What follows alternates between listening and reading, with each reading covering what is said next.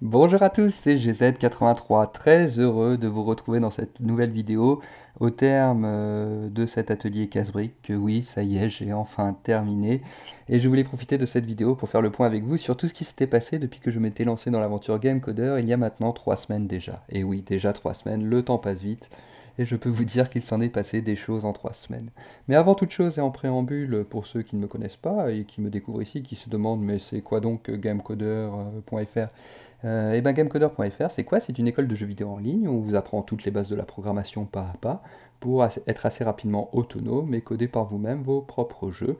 Donc au début ça commence simple, hein, atelier cadrique, mais assez rapidement on code des choses vraiment sympas. Là j'ai hâte d'arriver au shoot 'em up. Et puis bah, vous voyez que la liste est encore longue, longue, longue, longue. Mais revenons à nos moutons, du coup bah là j'en suis où? J'en suis à l'atelier 3, hein, base pour débutants, le casse-brique. Et pourquoi, me direz-vous, 3 semaines pour coder 120 lignes de code? C'est marqué ici, hein, soit un rendement moyen, si mes calculs sont bons, de 40 lignes de code par semaine. Ouais, pas terrible. Et en fait, bah, ce qui s'est passé, c'est que j'ai tout simplement stoppé le projet pour me consacrer à corps perdu à la Game Jam, toujours organisée par gamecoder.fr. Game Jam avec un thème imposé, hein. Le thème c'était aventure point and click.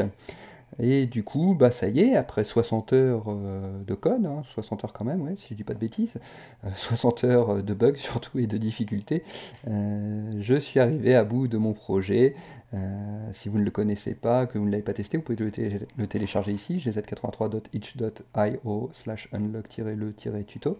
Tout le monde peut le télécharger, tout le monde peut l'exécuter, il n'y a besoin d'aucun logiciel particulier pour y jouer. Ça ressemble à ça, un petit escape room où vous êtes dans un lieu un peu étrange et vous devez arriver à vous échapper en gérant un inventaire, en vous déplaçant. Donc pour vous déplacer, bah, vous tapez au clavier le lieu où vous voulez aller, donc par exemple 21. Vous pouvez interagir avec les lieux du décor avec la souris. Tiens, qu'est-ce que c'est que ça? J'interagis avec la souris. Vous résolvez des énigmes. Et pour couronner le tout, vous avez un temps limite pour vous échapper, car si vous ne vous échappez pas avant la fin du temps, non, il n'y a personne, c'est perdu. Voilà, donc je vous laisse le découvrir, gz83.itch.io/unlock-le-tuto. Je suis assez content parce qu'en plus les retours que j'en ai pour l'instant sont vraiment très bons pour un premier projet, donc c'est cool. N'hésitez pas à me laisser dans les commentaires tout simplement ce que vous en avez pensé, et puis surtout s'il y a des bugs, comme ça je pourrais encore les améliorer. Je crois que j'ai jusqu'à dimanche si jamais il y a quelque chose qui tourne pas rond pour améliorer le projet. Mais revenons à nos moutons, donc le casse-brique il est terminé, le casse-brique je te le montre si tu ne l'as jamais vu. C'est un casse-brique tout simple, hein. Voilà, voilà. Alors je préviens, oui, il y a des sons débiles dans ce casse-brique que j'ai rajouté, hein. C'était pas dans le package de base. C'est juste que je voulais m'entraîner à mettre des sons dans les projets pour notamment la Game Jam. Et donc j'ai profité du casse-brique pour tester un peu cette fonction. Donc voilà, je ne cautionne pas forcément ces sons, parce qu'en ce moment, certes, il y a la Coupe du Monde, mais il y a aussi Wimbledon, et j'ai eu cette idée complètement débile de me dire, bah pourquoi pas mettre des sons de balles de tennis, qui rend absolument pas bien, mais c'est pas grave. Bon, du coup, je voulais te montrer qu'on pouvait quand même casser la deuxième ligne, mais avec la chance que j'ai, je vais jamais y arriver, voilà. Donc tu me croiras sur parole, on peut arriver à casser la deuxième ligne, et pas que la première. Et que voilà, on peut perdre aussi et recommencer autant qu'on veut. Bon, du coup, qu'est-ce qu'on apprend dans cet atelier? Parce que c'est quand même ça qui est important, hein. On apprend quoi? Bah, déjà à charger un état de base, ne serait-ce qu'afficher la fenêtre où le jeu va apparaître. On apprend également à afficher une image. Ici, on apprend à afficher des rectangles et des cercles. Ça peut toujours servir pour créer un petit jeu vidéo. On apprend également à animer un objet en introduisant la notion de vitesse ou de vélocité, donc là c'est pour la balle évidemment. On apprend à récupérer les informations de la souris, puisque c'est en déplaçant ma souris que je déplace ma raquette à l'écran. On apprend à gérer des collisions simples, puisque la balle va rebondir contre les murs, la balle va rebondir contre les briques, la balle va rebondir contre la raquette. Et on va évidemment apprendre à créer et parcourir des tableaux de données en 2 dimensions, ce qui me fait cette impression étrange à chaque fois maintenant que je joue au casse-briques de ne plus voir des briques ici, mais un tableau avec des 0 et des 1. Pour ceux qui ont codé le projet, je pense que vous voyez où je veux en venir. Du coup, moi j'ai retenu quand même un concept clé dans cet atelier, c'est le concept de la constante de temps delta t. J'avais bien vu, hein, dans la vidéo que c'était important, c'était pointé du doigt par David, et du coup bah, j'ai regardé quand même 4, 5, 6 fois le passage, et c'est vrai que bah, ouais, ça m'a l'air vraiment bien cette constante de temps. Du coup, je vous réexpose rapidement ce que c'est ici. Le temps, c'est quoi? Le temps, ça s'exprime en secondes, hein, et dans love de D, c'est delta t, ou dt, constante de temps, qui fait ça, qui est donc égal à 1/60 de seconde, et qui est constant. Je pense que ce terme constant est assez important, puisque c'est vraiment égal à 1/60 de seconde, et donc c'est pas 1/59e de seconde une fois, 1/61e de seconde une autre fois, c'est vraiment constant, et donc ça permet vraiment de contrôler le temps de manière précise. Ajouter à cela, si je rajoute une notion de distance qui s'exprime en pixels dans mon image, donc par exemple je dis que cette variable-là doit se déplacer de 200 pixels, ce qui fait beaucoup, hein, parce que 200 pixels sur mon petit écran de jeu qui en fait 800, ça fait un quart de la fenêtre.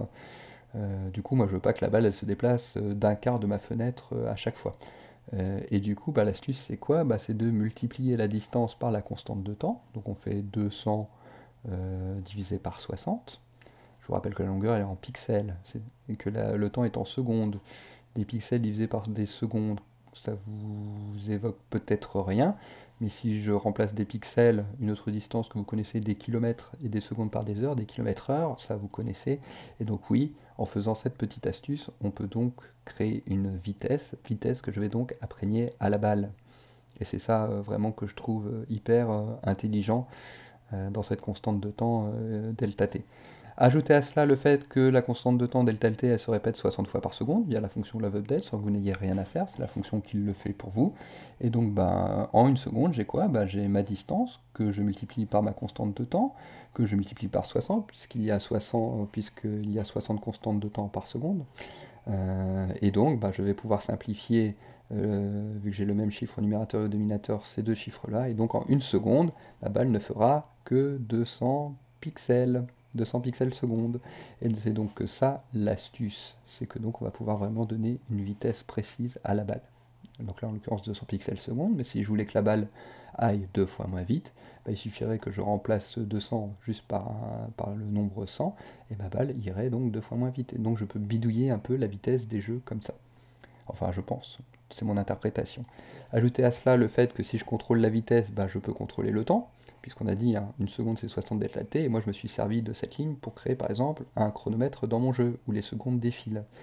On peut également se servir de ça pour connaître la distance que la balle va parcourir. Par exemple, je sais que si la balle part de là, et que si elle fait 200 pixels par seconde, il faudra 4 secondes pour qu'elle arrive de l'autre côté de l'écran.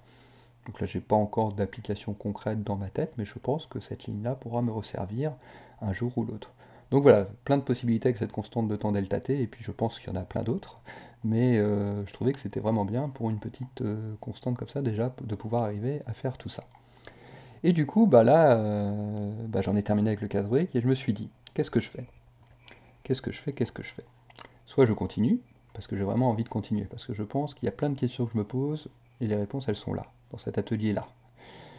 Du coup, j'ai vraiment envie de continuer. Le problème, c'est que là, j'arrive à comment faire voler un vaisseau, avec des rotations, des gravités, des vélocités. Bon, vélocité, on en a parlé, mais il reste quand même rotation, gravité. Je pense qu'il y a inertie, oui, voilà, c'est là. Et tout ça, ça veut dire quoi? Ça veut dire calcul d'angle, ça veut dire cosinus, ça veut dire sinus, ça veut dire peut-être calcul trigonométrique. Bref, tout ce que je déteste. Donc j'ai un peu d'appréhension à aborder cet atelier. Après, voilà, c'est des concepts qu'il faut aborder. Mais là, je m'étais déjà pris la tête 60 heures avec mon projet Game Jam, du coup j'avais envie de faire une petite pause, et surtout j'avais envie d'assimiler ce que j'avais appris jusque-là, car comme l'a dit je ne sais plus qui, pour connaître quelque chose il faut l'avoir appris et oublié 7 fois.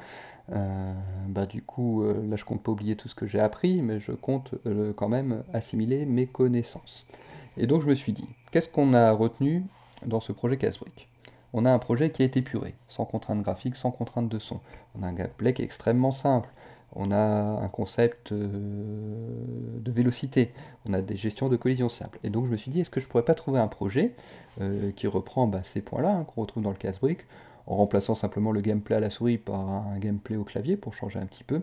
Et je pense avoir trouvé un petit jeu qui répond à tous ces critères. Et moi j'avais pensé à coder un serpent.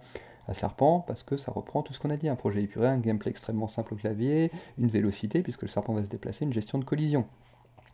Et du coup, je me suis dit, allez, pourquoi pas, je vais me lancer là-dedans et je vais coder mon petit serpent. Serpent, donc comment je vois les choses. Mon serpent, il aura une tête, une queue, il aura, je ne sais pas encore combien segments de corps. Donc là, j'ai mis un chiffre complètement comme ça, hein. Je ne sais pas si ça sera 8, mais bon, comme ça faisait un serpent à 10 fragments. Je pense que j'aurais besoin de connaître les coordonnées x et y de sa tête, pareil pour sa queue. Et puis après, je veux que mon serpent il aille manger des petits éléments dans le décor. Du coup, je suppose qu'il y aura une fonction random quelque chose, parce que il y a 20-25 ans, je m'étais initié à un langage qui s'appelait le Pascal. Il y avait une fonction comme ça, random.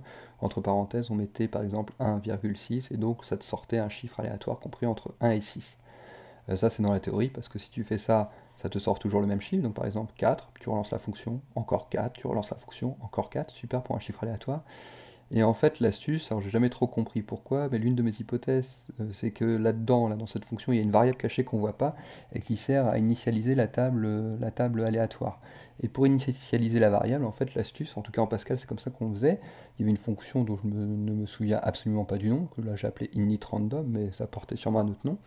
Et du coup, cette fonction, on lui disait d'aller choper la milliseconde qu'il était, alors soit dans le système d'exploitation, soit dans le microprocesseur, je ne sais plus trop. Toujours est-il qu'il chopait la milliseconde qu'il était, et comme tu peux supposer qu'il sera écoulé au moins une milliseconde entre deux fonctions random, quand tu vas la relancer, et ben ça sera jamais la même milliseconde qu'initie la fonction random, et donc c'est comme ça que ça te sortait des nombres différents, et que d'un coup tu pouvais avoir un 6, parce que par exemple ça avait été sorti à 138 millisecondes, et puis un autre coup ça serait un chiffre 1 parce que c'était à 20h32 et 412 millisecondes par exemple. Du coup je sais pas comment ça marche. Déjà je sais même pas si c'est le random c'est une fonction love ou si c'est une fonction lua. Je ne sais pas s'il faut utiliser cette astuce, enfin j'en sais rien du tout, il va falloir que je fasse un peu de travail bibliographique comme on dit. Mais si vous voulez me donner la réponse, n'hésitez pas dans les commentaires à me dire comment faire, ça me fera gagner de précieuses minutes. Donc voilà, donc le serpent il va manger des objets, et puis là on peut introduire une petite condition de victoire qui consisterait à dire que s'il a récupéré 10 objets, et ben on a gagné. Et puis le jeu il va se corser comment? Quand on va manger un objet, si vous avez déjà joué au serpent, vous voyez très bien que je vais en venir, le serpent il va doubler, enfin il va gagner 8 fragments, il va doubler de taille, enfin bon, on fait ce qu'on veut, sauf que la contrainte c'est qu'évidemment il augmente pas d'un coup, sinon ça serait pas très esthétique. À la première frame il augmente d'un segment, puis à la deuxième frame d'un deuxième, à la troisième frame d'un troisième segment, etc., jusqu'à ce qu'il ait atteint sa taille adulte, si je puis m'exprimer comme ça. Donc voilà, donc ça c'est pareil, je sais pas comment je vais le coder, il faut que je réfléchisse. Pour le déplacement, bon c'est assez simple, hein, on gère au clavier, la seule restriction qu'il ne faut pas que j'oublie d'intégrer, c'est que quand le serpent se déplace dans un sens, donc là par exemple il va vers la droite, il n'a pas le droit de revenir sur lui-même et de se manger lui-même, il n'a pas le droit de se déplacer vers la gauche. Donc s'il se déplace par la droite, il faut que je mette un truc qui fasse que si j'appuie sur la flèche gauche, il continue à avancer à droite et il ne se passe rien.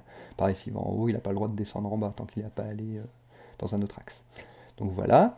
Et puis la chose qui va être compliquée à coder aussi, c'est que donc évidemment il va se déplacer avec une vélocité x et une vélocité y, mais c'est pas tout son corps qui se déplace d'une vélocité x d'un coup ou d'une vélocité y d'un coup. Les segments, tu vois, ils se déplacent chacun vis-à-vis. C'est-à-dire que là, par exemple, la tête, là, elle se déplace d'un coup par là, mais pendant ce temps-là, lui, il monte. Donc voilà, je sais pas trop comment gérer ça pour que chaque segment soit indépendant. Alors, je te dis, je sais pas trop en fait si je sais, parce que j'ai commencé il y a 2 jours le projet, et donc ça y est, là j'ai mon serpent qui arrive à faire ça. Dernière chose qu'il faut penser à coder, évidemment, c'est que si le serpent rentre en collision avec lui-même, alors ça peut être la queue, mais ça peut être n'importe quel élément de son corps, ça génère la défaite. Donc ça aussi, c'est pareil, il faut le coder. Donc bref, ça fait quand même pas mal de trucs sympas à coder et qui changent un peu du casse-brique. Il va falloir gérer le serpent, qui va grandir petit à petit, il va falloir gérer tous ses segments de corps, ses déplacements un par un, il va falloir gérer ses collisions à lui, il va falloir gérer ses collisions avec le décor aussi, évidemment. Donc là, ça va être assez simple, hein, ça va être les fenêtres, enfin les bords de la fenêtre, ça va être défini comme des zones de condition. Puis je vais mettre un gros carré au milieu et je vais dire que si ça touche ce carré, ça pareil, ça rentre en collision pour corser un peu le code. Et puis je me réserve un petit espace là où je pourrais mettre des objectifs que je qualifie de secondaires. C'est-à-dire que si on les code c'est bien, et si j'ai pas envie de les coder, je les code pas, c'est pas grave. C'est juste pour donner quelques pistes comme ça pour approfondir un peu le projet. Par exemple, on pourrait demander aux joueurs quand ils lancent le jeu de choisir un niveau de difficulté, ce qui pourrait impacter le nombre de pommes à récupérer, la vitesse du serpent lui-même et le nombre de vies qu'il a. On pourrait, oui, ça j'ai vraiment envie de le coder parce que bah, tous les jeux auxquels tous les jeux auxquels je joue, ils ont cette fonction, donc ça pourrait être sympa de savoir la coder, c'est de mettre le jeu en pause. J'appuie sur une touche, le jeu s'arrête, j'appuie sur la même touche, le jeu reprend. Et puis bah, pourquoi pas créer un scoring, et puis je pense qu'on peut trouver plein d'autres choses. Mais bon, voilà. Encore une fois, un projet simple, épuré, qui se concentre sur le code. Voilà mon projet.